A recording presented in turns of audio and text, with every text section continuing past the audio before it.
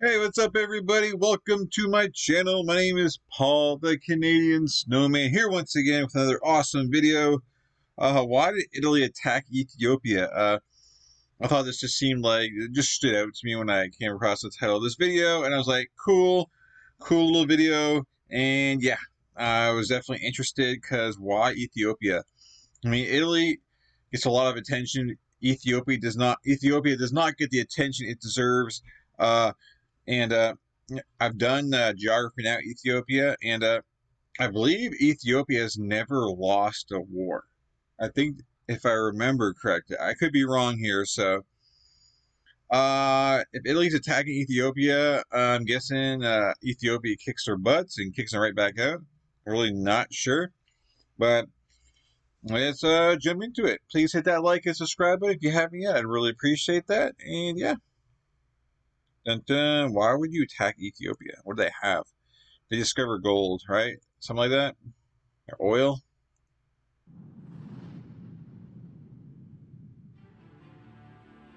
Technically, Italy just narrowly missed the breakout of World War II with its invasion of Abyssinia, or modern-day Ethiopia.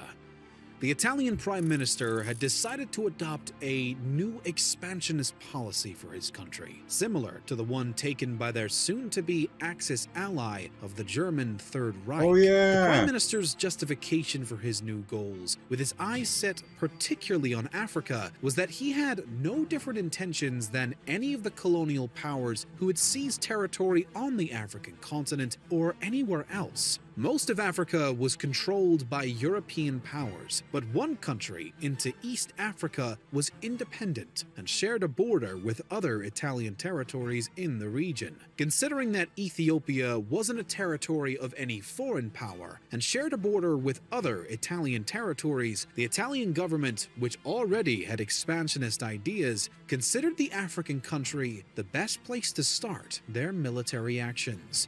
But what I'm sure there's a pretty good reason why it's neutral and no other foreign power has taken over it yet. But I guess Italy's about to find out. really happened when Italy invaded Ethiopia? The conflict came without warning and was accompanied by no declaration of Wow. Guy Fieri. You know, if you want to make that sandwich the real deal, you got to focus on the war. I'm pretty sure Ethiopia wins this war. I'm pretty sure I've seen that Ethiopia has never lost a war. Maybe they have battles, but yeah, so they're just like, we want more land. Let's take Ethiopia. It seems like easy pickings, but I really don't think it's going to be that easy. Rather, at 5 a.m. on October 3rd, 1935, Marshal Emilio D'Abano led 200,000 Italian army men into Ethiopia from the neighboring Italian territory of Eritrea. Simultaneously, a smaller chunk of troops was led by General Rodolfo Graziani from Italian Somaliland. As D'Abano crossed the Mareb River and began to advance with his men onto Ethiopian soil, the victimized country declared war on their invader, despite the lack of such a statement from the Italians themselves. Oddly though, Ethiopian Emperor Haile Selassie... So Italy is just trying to go under the radar. They didn't make any announcement. They were probably just hoping to conquer Ethiopia before the rest of the world finds out, have the war kind of over and done with before the rest of the world can kind of rally their forces, if they want to defend Ethiopia kind of thing. And obviously they're going to make some leeway to Ethiopia because Ethiopia probably wasn't even expecting this. So it's not like they had their full army on the border waiting for them. So, I mean, Italy's got to take over fast before Ethiopia gets their act together here and fights back. Italians themselves. Oddly though, Ethiopian Emperor Haile Selassie had ordered the commander of the Ethiopian army of Tigray, Ras Sayum Mangasha, to pull his troops back roughly 1 day's march away from the Mareb River. Additionally, the Emperor Selassie also instructed the commander of the Gete, Haile Selassie Gugsa, to withdraw to over 30 miles back from the Ethiopian border. Now 2 days into the campaign, The city of Adigrat fell to the Italian First Corps, and the following day, on October 6th, the Italian Second Corps seized the town of Adwa. The advance then slowed down slightly, a fact that would quickly displease the Italian Prime Minister when he was informed. But for now, the next major event occurred on October 11th, at which point Gugsa, who had pulled back from his position at the border with 1,200 men, simply surrendered to the Italians. In actuality, less than about 1/10 of Gugsa's troops were willing to surrender with him. But nevertheless, Italian propaganda latched on to this moment and made the act of surrender by the Ethiopian forces widely known. In another 3 days, on October 14th, Debano utilized his newfound power after their initial success to proclaim an end to all slavery in Ethiopia. This move displayed how drastically unrushed the Italian troops were to conquer more territory. Okay, so I guess Ethiopia, there's slavery in Ethiopia. Okay. Obviously, that's not why they went to war with them, but I guess they're the beginning of success. Thought, okay, there's no rush to get here. We're going to win this war. We just got to play the propaganda game here, and then it should be a lot easier. That's kind of what I'm thinking here. Displayed how drastically unrushed the Italian troops were to conquer more territory. But it did also benefit the intruders. Now, slave owners were not required to feed or provide for their slaves, and given that a large amount of livestock and other sources of food had been sent south to help provide for the Ethiopian army, many of the newly freed slaves had no choice but to approach the Italians for help. With this new success, the Italians, commanded by Debano, moved on to capture, where Debano himself rode in on a white horse to loot the ancient obelisk of Exum. There was now a lull in progress, which further agitated the Italian Prime Minister when he got word of the fact that it was not until November 8th that the Italian First Corps teamed up with the Eritrean Corps to now take the city of Mekelle. After the new expansion, though, the line of supply had been lengthened by roughly 56 miles, and the roads in Ethiopia were not great to begin with, which prompted Debano to suggest that a new road from Mekelle to Adigrat be created before he and his men advanced any further. 8 days later, Debano was promoted and received the honorable rank of Marshal of Italy, but was replaced in Ethiopia only a month later due to the leisurely pace of Debano's campaign. Next came an initiative known as the Christmas Offensive. The goal of the Ethiopians was to attack the Italians in the north using a multi-pronged Ethiopian offensive split into a left, center, and right grouping. The Ethiopians aimed to divide the Italian troops into two groups, clashing the Ethiopian right with the Italian left and right, and then pushing their way into Eritrea with the Ethiopian left. The counteroffensive was to be carried out by Ras Imru Haile Selassie, Ras Kasa Haile Darge, Ras Mulugeta Yegazu, and Ras Seyum himself. In total, the Ethiopian forces numbered around 190,000 men, as compared to the approximately 125,000 Italians and Eritreans fighting with them.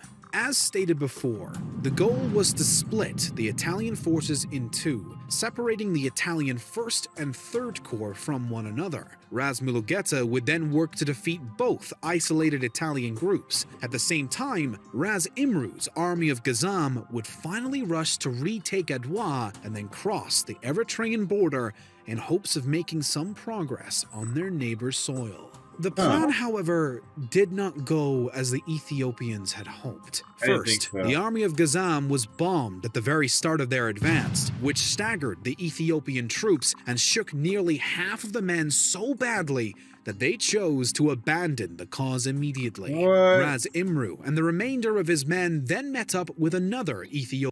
Half their men were abandoned the cause. I'm guessing that just like the Ethiopian army wasn't, I guess, I don't know, I guess they kind of had their free will to kind of maybe come and go as they please more than a traditional army. Because, if you join the army, it's like you got to do what your commander tells you to do, whether you like it or not. And I kind of get the sense where, the soldiers just like they can just go like, oh, never mind. I thought we were gonna win. These guys seem pretty pretty bad. I don't want to get killed, maybe. So I'm just gonna quit for the day, and maybe I'll join back up in the army at a later date. I don't know. They seem like if they get rattled, they can just kind of quit the army. That's kind of the sense it seems like. But I mean, I could be totally off. I'm sorry, if I am. But it doesn't seem like a traditional army where like they have to follow what their leader says, no matter what kind of thing. Anyways. Immediately, Ras Imru and the remainder of his men then met up with another Ethiopian force led by Ayalu Beru and began to advance together toward the Tekeze River. Ras Imru next sent a small group of men to the northwest, which the Italians followed and attacked from the air as Imru had predicted, whilst the rest of Beru and Imru's men were led by them northeast during the night. The Ethiopians were quickly able to make progress after crossing the river on December 15th. The Italian defensive was weak, and Ethiopian morale began to skyrocket as they repeatedly beat back their invaders, whilst the other Ethiopian armies did the same in their respective positions. The Italians struggled to put up a solid defense for some time, but finally, on December 26th, Pietro Badoglio received the go-ahead to use chemical warfare. More specifically, mustard gas. As the Italians rained mustard gas down on their opponents using Air Force bombers and special artillery canisters, they also began to gain momentum with their more modernized weaponry, such as machine guns, as compared to the Ethiopians. The tide of the battle turned in Italy's favor as more men from the Italian 3rd and 4th Corps joined the fight at the start of the new year. Eventually, the Italian government announced the official annexation of Ethiopia, and the Italian king, Victor Emmanuel III, was named the Emperor of Ethiopia. While Italy had claimed authority over the region, the conflict between local and occupying troops continued right up to the start of the Second World War. Why did Italy want to attack Ethiopia? That's right, because I covered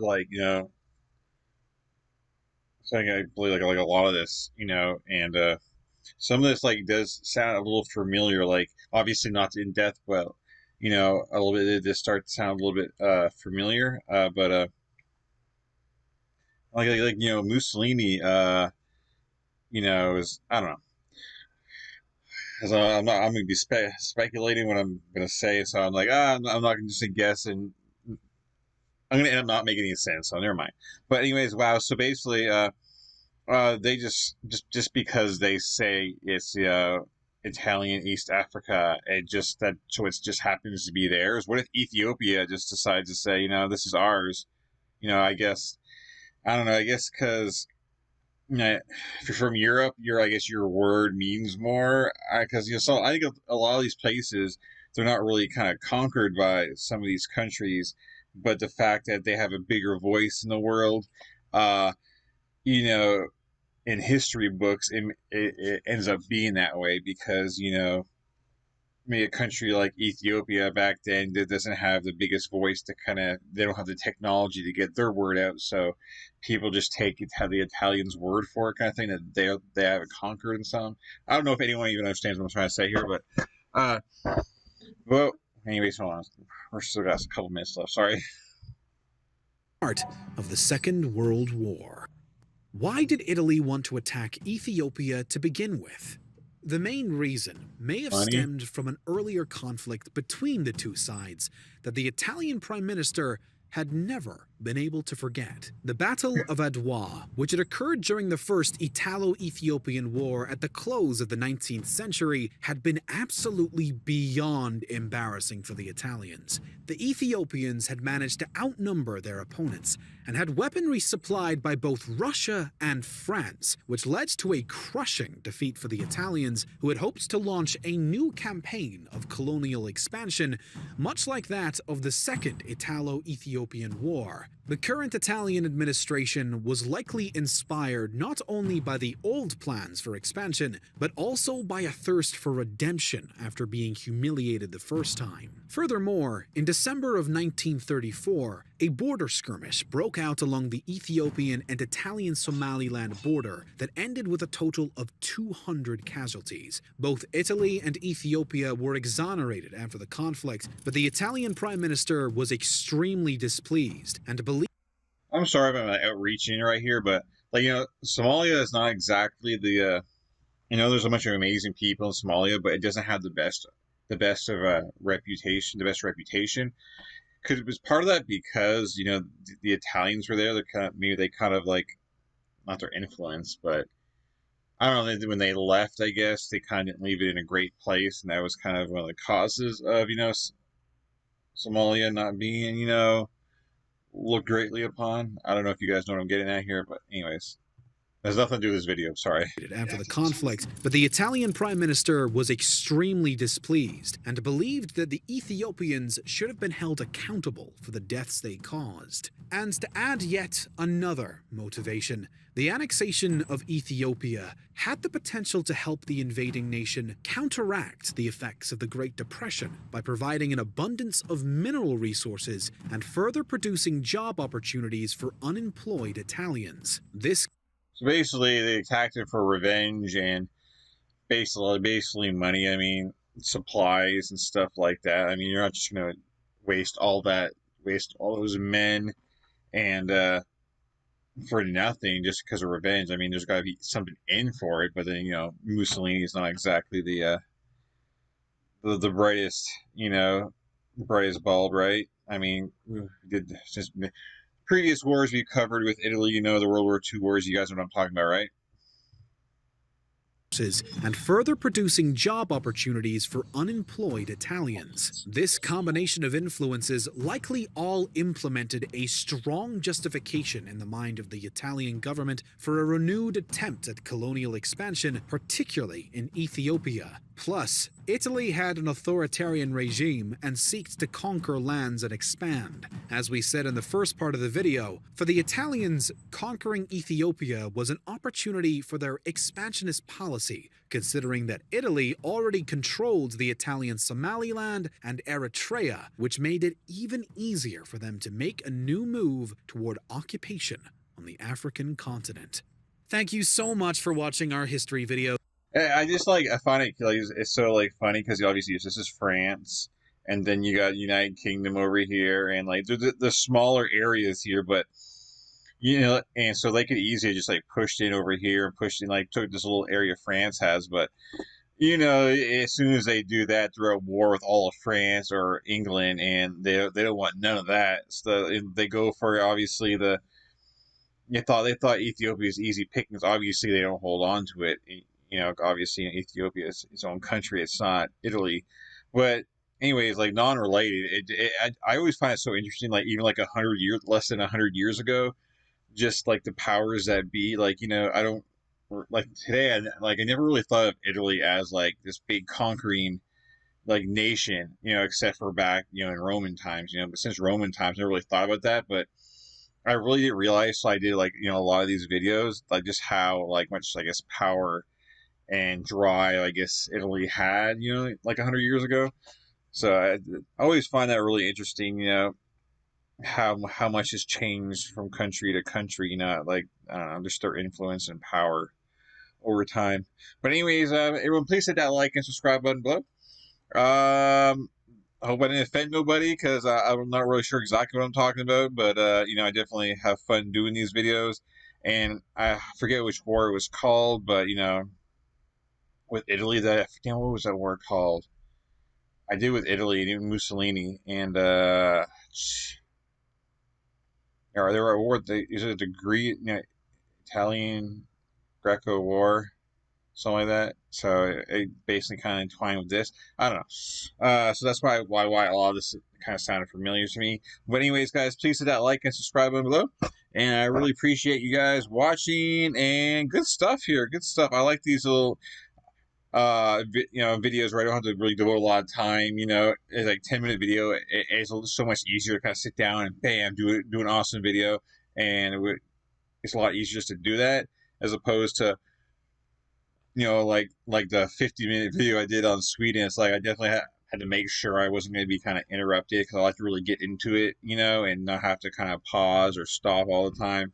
And so definitely these kind of videos just a lot easier to do. And anyways, yeah, like and subscribe. I keep talking here and keep saying that stuff. But anyways, I'm out of here. Peace. You guys are awesome. Out of here.